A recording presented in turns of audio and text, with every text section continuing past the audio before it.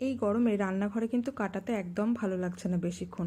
তো তাই সেই জন্য আমি এই রেসিপিটা বানিয়ে ফেললাম। ভাত কিংবা রুটি যে যাই খাবে তার সঙ্গে এটা কিন্তু বেশ মানানসই। তো কড়াইয়ের মধ্যে আমি নিয়ে নিয়েছি মুসুরির ডাল, তার সঙ্গে বেশ কিছুটা কুচো করে রাখা রসুন, তার সঙ্গে আলু, পেঁয়াজ আর কাঁচা লঙ্কা।